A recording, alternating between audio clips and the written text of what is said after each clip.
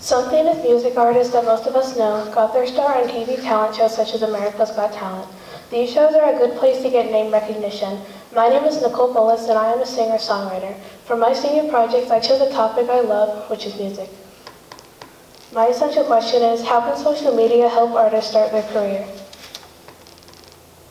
Another common way to get name recognition is YouTube. A fact that I think is interesting is how Justin Bieber started his career on this site. At 13 years old, he began making singing videos at home. Now he's 28 years old. He is the #1 artist on Spotify with about 79 million listeners, and his YouTube channel is second most subscribed. When I was 12 years old, I loved watching America's Got Talent, especially the live show so I could vote. Season 11 winner Grace Vanderwall has inspired me from the very beginning, and her and I as artists are alike.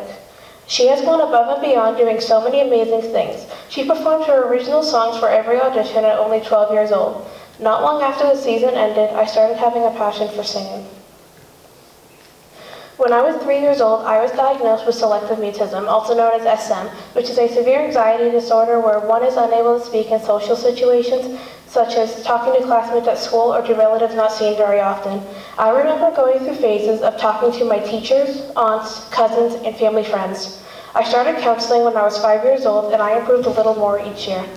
When I was in 4th grade at Dunbarton Elementary School, my mom sat with me in my classroom while a staff member read a book called My Friend Daniel Doesn't Talk to my class because I was being picked on a lot by my classmates who just didn't understand. My mom came up with the idea that if I was around new people that I didn't know, then I would feel comfortable enough to speak. Near the end of 4th grade, I was taken to Green Valley School, a private school for grades kindergarten through 8th grade in Pembroke, New Hampshire. I went for one day to be observed by the teachers. I knew one student there. I had asked too many questions and did not show enough independence, so I was denied admission. I ended up staying at DES, and here I am, an independent and excellent student presenting my senior project at Bow High School, and in the fall of 2022, will be majoring in education and special education at NHTI. Many children with selective mutism have a frozen-looking, blank, and expressionless face. They have awkward body language with lack of eye contact, as you can see in my 1st grade class photo. On the right is a picture of me at the zoo in 2012. My mom took a photo of my dad and I, so obviously I would have been fine, but as I look back at photos of me when I was younger, with my family or friends, I'm not always looking in the direction of the camera. This is a very interesting fact to me because I was unaware that this is a clear sign of SM until 11th or 12th grade. With one of my counselors, I worked on my worries when I was younger. I remember creating 2 types of worry boxes. In one, I would write down anything I was worrying about and put the pieces of paper in the box. For the other, I would pretend I had my worries in my hand and I was putting them in the box. At the time, I didn't think it helped because I hadn't come to realize yet that improving takes time. Until 2017, I was always considered the baby in the family, the youngest first cousin on my mom's side. My cousins and my aunt have always been so understanding and supportive of me and love me no matter what. When I was young, I was capable of being verbal with them. As I've grown up, not being able to speak to them directly and other family members has been the normal life to me. Now, at 18 years old, I am able to speak to my parents in front of others, but I cannot speak directly to the others in the room, depending on the group. On the bottom right are papers I found from when I would visit my aunt and cousins when I was little. With my cousins, I would write words and draw pictures like an actual conversation. Throughout my life, I have surprised many people. When I was 12 years old, I attended the camp at the Palace Theater. The camp wrote a script and named the show The Storybook Bash.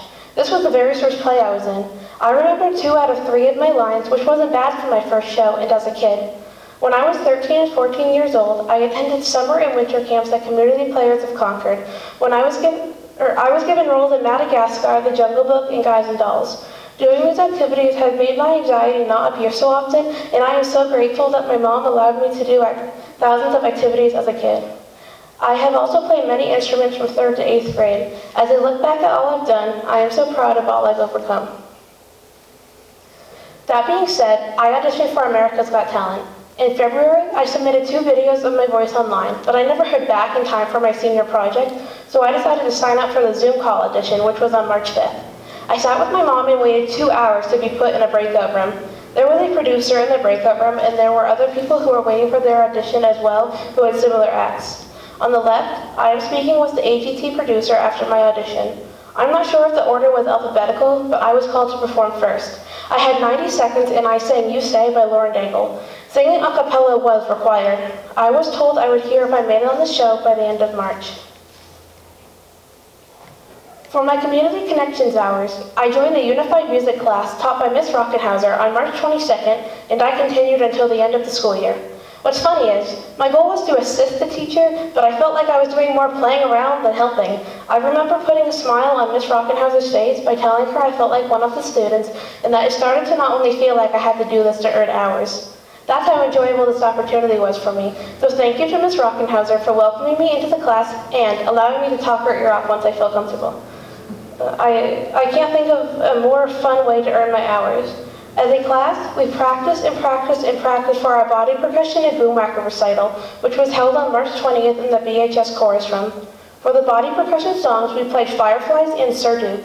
And for the boomwhacker songs, we played The Wine Sleeps Tonight, Banana Boat, Africa, and the Ghostbusters theme song. With the audience, we played I'm a Believer. Now, back to my essential question, how can social media help artists start their career? During my research, I learned how often the music industry promotes on social platforms such as Instagram and TikTok.